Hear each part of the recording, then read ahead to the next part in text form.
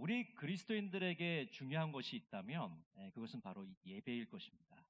이 예배는요, 우리 신앙생활의 성패를 결정짓는 아주 중요한 요소입니다. 허버트 카스는 이렇게 말합니다.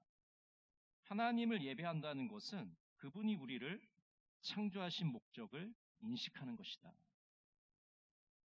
여러분, 우리가 예배를 드린다는 것은 하나님께서 왜 나를 만드셨는지를 인식하는 겁니다. 하나님은 우리를 왜 만드셨습니까? 예배 드리는 자로 우리를 세우셨습니다. 예배를 받기를 원하시고 우리의 경배를 받기 원하셔서 우리를 예배자로 세우셨다는 것이죠. 창조하셨다고 말씀하고 있습니다. 시편 29편 2절은 이렇게 말씀합니다. 여호와께 그의 이름에 합당한 영광을 돌리며 거룩한 옷을 입고 여호와께 예배할지어다. 하나님의 이름에 합당한 영광을 돌리는 것, 거룩한 옷을 입고 하나님께 경배해야 합니다. 그러나 예배 행위 자체보다는 예배자의 태도가 매우 중요합니다.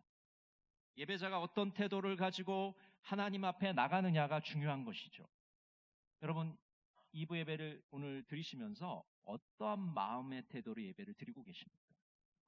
만약 우리가 졸고 있거나 딴 생각을 하고 있거나 멍을 때리고 있으면 이 예배는 하나님께 올라갈 수가 없는 것이죠.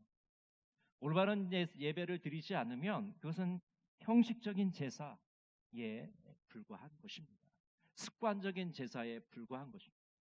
그저 타성에 젖어서 매너리즘에 빠진 그런 예배가 될 수밖에 없습니다. 기계적으로 예배를 습관적으로 형식적으로 드릴 수밖에 없는 것이죠. 예레미야 당시에 이스라엘 백성들도 그랬습니다. 형식적인 예배를 드렸습니다. 위선적인 예배를 드렸어요. 그들은 율법을 지키지 않으면서도 제사만은 잘 드렸습니다. 심지어 우상 숭배를 하면서도 하나님의 성전에 나와서 제사를 빼먹지 않았습니다. 얼마나 위선적이에요. 하나님을 진심으로 섬기는 마음이 없으면서도 제사 행위를 잘 드리면 내가 복을 받겠지. 그런 생각 하나 가지고 제사 드린 거예요. 굉장히 위선적인 그런 예배입니다. 근데 이런 예배는 하나님 받지 않으신다는 거죠. 호세아 8장 13절은 이렇게 말씀합니다. 그들이 내게 고기를 제물로 드리고 먹을지라도 여호와는 그것을 기뻐하지 아니하고 이제 그들의 죄악을 기억하여 그 죄를 벌하리니 그들은 애굽으로 다시 가리라. 여러분, 하나님께 아무리 제물을 많이 들어도 하나님은 기뻐하지 않으십니다. 하나님께서 원하시는 것은 바로 예배자의 삶입니다. 예배자의 생활입니다. 하나님은 올바른 제사를 드리기를 바라십니다. 우리의 죄를 깨닫고 하나님께 집중하기를 원하고 계신다는 거죠. 호세아 6장 6절에 이렇게 말씀합니다.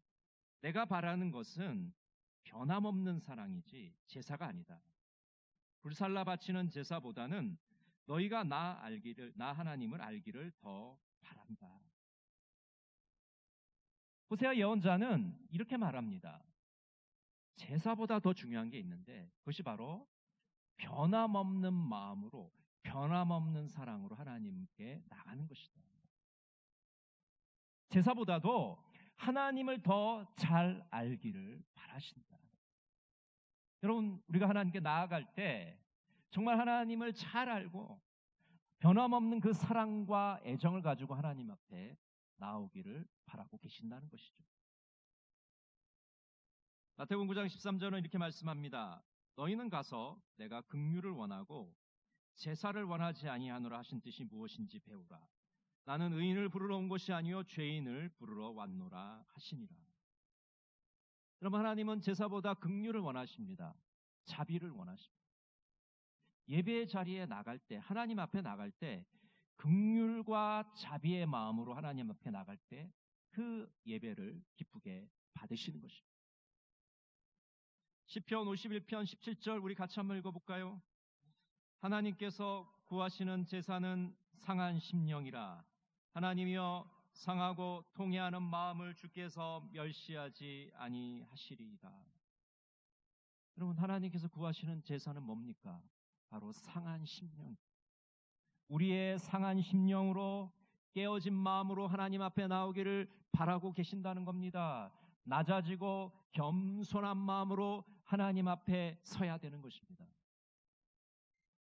이처럼 예배자는 하나님께 마음을 다해서 정성을 다해서 진정으로 하나님께 예배 드려야 됩니다. 하나님은 형식적인 예배, 위선적인 예배를 받지 않으시기 때문입니다. 우리가 하나님께 순종할 마음이 없이 예배의 자리에 나왔다면 하나님께 그 예배는 아무런 의미가 없는 것입니다. 이스라엘 백성들은 수많은 제사를 하나님께 드렸지만 하나님은 기뻐하지 않으셨습니다. 왜냐하면 그들이 순종하지 않았기 때문입니다. 그들이 하나님께 귀를 기울이지 않았기 때문입니다. 하나님께 등을 돌렸기 때문입니다. 그들이 선을 행하지 않고 악을 행했기 때문에, 조상들보다 더 큰 악을 행했기 때문에 하나님은 그들의 제사를 받지 않으셨습니다. 그래서 우리들은 하나님께서는 제사보다 순종을 원하신다는 것을 새롭게 깨닫게 됩니다. 한번 따라해 보실까요? 하나님은 제사보다 순종을 원하신다. 앤드루 머레이는 하나님께서는 그의 자녀가 매일 그리고 온종일 전심으로 순종하기를 요구하시고 요청하시며 실제로 기대하신다. 여러분, 하나님께서는 하나님의 자녀가 매일 그리고 온종일 순종하기를 기대하십니다. 요청하십니다. 요구하십니다. 하나님 우리에게 바라시는 게 우리의 순종의 삶을 원하신다는 것입니다. 여러분, 우리가 순종하기 위해서는 먼저 하나님의 목소리를 들어야 됩니다. 하나님께 청종해야 됩니다. 이 청종이란 단어는 청자는 들을 청자입니다. 종자는 따를 종자를 쓰고 있습니다. 하나님의 말씀을 잘 듣고 그 말씀대로 실천하며 살아가는 것입니다. 신명기 28장 1절은 이렇게 말씀합니다. 내가 내 하나님 여호와의 말씀을 삼가 듣고 내가 오늘 내게 명령하는 그의 모든 명령을 지켜 행하면 내 하나님 여호와께서 너를 세계 모든 민족 위에 뛰어나게 하실 것이라. 하나님의 말씀을 삼가 듣고, 여기서 삼가 듣는다는 것은 주의를 기울여 잘 듣는 겁니다. 하나님 말씀을 잘 듣는 겁니다. 우리가 순종의 백성이 되기 위해서는 이 예배 시간에 하나님 말씀을 잘 들어야 됩니다. 잘 듣지 않으면 우리가 제대로 순종할 수가 없어요. 또 명령을 지켜 행하면이라고 말씀합니다. 하나님의 그 명령을 지켜 행해야 됩니다. 청종의 종입니다. 따라야 되는 것이죠. 그 명령 온전히 우리가 수행해 나가야 되는 것이죠. 하나님 말씀을 잘 듣고 실천하는 것, 이것이 바로 순종의 삶입니다. 사무엘상 15장 22절은 이렇게 말씀합니다. 사무엘이 이르되 여호와께서 번제와 다른 제사를 그의 목소리를 청종하는 것을 좋아하신 같이 좋아하시겠나이까. 순종이 제사보다 낫고 듣는 것이 순양의 기름보다 나으니. 여러분, 이 장면을 다 아실 겁니다. 하나님께서 사울 왕에게 아말렉을 진멸하라고 말씀합니다. 이 진멸이란 단어는 모든 생명 있는 존재를 죽이는 거예요. 없애는 겁니다. 근데 여러분, 사울 왕 어떻게 했습니까? 전쟁에 나가서 아말렉을 다 물리쳤습니다. 그리고 좋은 것은 남기고 나쁜 것만 다 죽였습니다. 하나님의 명령을 반만 지킨 겁니다. 부분적으로 순종한 거예요. 여러분, 부분적인 순종은 순종이 아닙니다. 하나님은 순도 100%의 순종을 원하시고 계시기 때문입니다. 존 비비언은 이렇게 말합니다. 99.9%의 순종이 사람에게는 순종으로 보여도 하나님 보시기에는 결코 순종이 아니다. 여러분, 99.9% 이거 100% 가까운 거 아닙니까? 근데 하나님은 그거 순종이 아니라고 하세요. 사울 왕이 지금 지킨 이 부분적인 순종은 불순종입니다. 순종이 아니에요. 하나님께서 우리에게 요구하시는 것은 순도 100%의 순종을 요구하고 계시는 것입니다. 하나님을 순종하는 것, 하나님을 청종하는 것을 우리에게 기대하십니다. 두 번째로 순종하는 것은 명령하신 길로 행하는 것입니다. 하나님의 길로 나아가는 겁니다. 우리 예레미야 7장 5절 6절을 천천히 같이 읽어보겠습니다. 너희가 만일 길과 행위를 참으로 바르게 하여 이웃들 사이에 정의를 행하며 이방인과 고아와 과부를 압제하지 아니하며 무죄한 자의 피를 이곳에서 흘리지 아니하며 다른 신들 뒤를 따라 발을 자초하지 아니하며. 하나님께서는 우리의 길과 행위를 바르게 하기를 원하십니다. 여기서 길과 행위라는 것은 우리의 삶과 행동입니다. 우리의 생활이, 우리의 삶이 바르게 되어야 됩니다. 우리의 행동이 바르게 되어야 한다고 말씀하고 있는 것이죠. 우리의 생활을 고치고 우리의 행동을 고쳐라, 바꿔라 라고 말씀하고 있는 것입니다. 어떻게 우리의 길과 행위를 바르게 할 수 있습니까? 오늘 5절 6절 말씀에 보니까 이웃들끼리 서로 정직하게 살아가야 한다.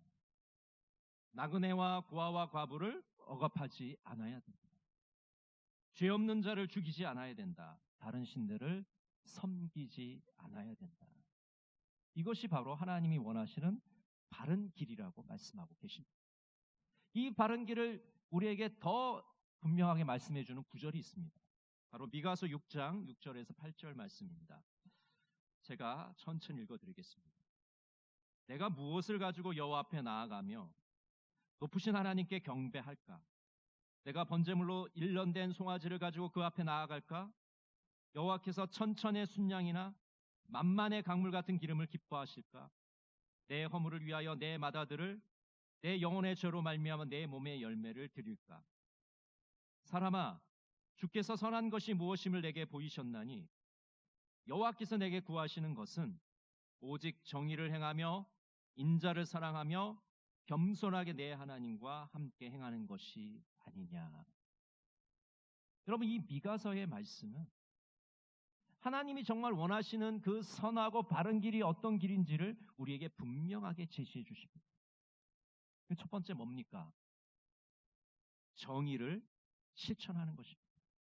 하나님의 의로움을 드러내고 그 정직함을 우리의 삶 속에서 드러내는 것, 정의를 행하는 것이다 라고 말씀하고 있는 것이죠. 두 번째는 뭡니까? 인자를 사랑하는 겁니다. 인자라는 것은 하나님의 변함없는 사랑이에요. 우리가 하나님의 변함없는 그 사랑을 경험하고 그 사랑을 경험한 자로서 다른 사람들에게 온유하고 자비롭고 긍휼을 베푸는 삶을 원하고 계신다는 겁니다.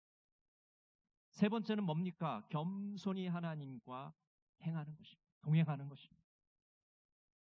낮은 마음을 가지고 겸손한 마음으로 하나님의 손을 잡고 저 천성을 향해서 오늘 또 한 걸음 한 걸음 뚜벅뚜벅 그 길을 걸어가는 것입니다. 이것이 바로 하나님이 원하시는 바르고 선한 길이라고 말씀해 주고 있습니다. 베테는 이렇게 말합니다. 내 영혼은 언제나 순종함에 따라 점점 더 훌륭한 자유를 맛보았노라. 우리의 순종이 더하면 더할수록 우리의 순종이 80%에서 90%로 90%에서 100%의 순종이 될 때 우리는 훌륭한 자유를 맛보게 되는 것입니다. 여러분, 순종할수록 자유를 맛보게 되는 이 신앙의 역설에 여러분 참여하시기를 바랍니다.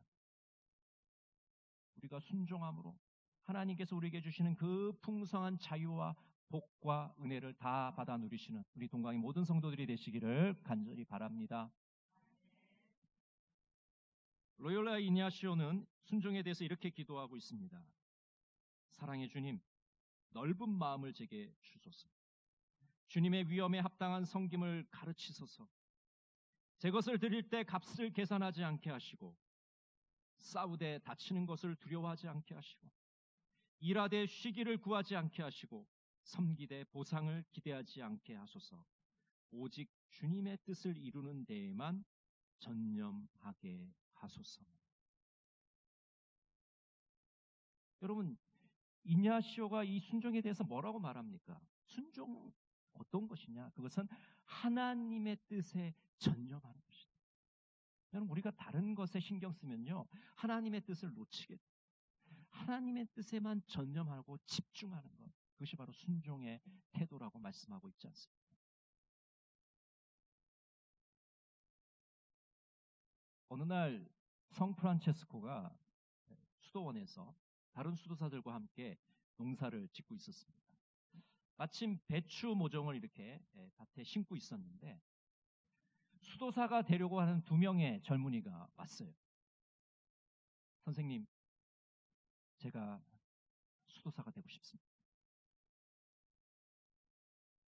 이 성프란체스코가 배추 모종을 들더니 이렇게 얘기합니다. 그 2 젊은이에게.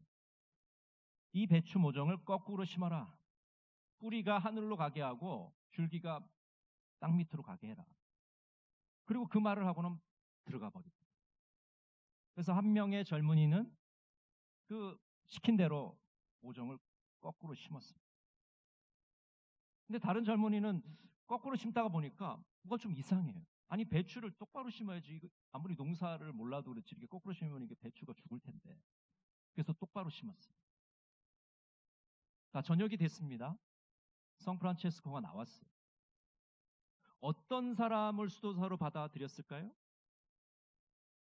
거꾸로 심은 사람입니까? 제대로 심은 사람입니까? 거꾸로 심은 사람을 수도사로 삼고 다른 젊은이는 집으로 돌려보냈습니다.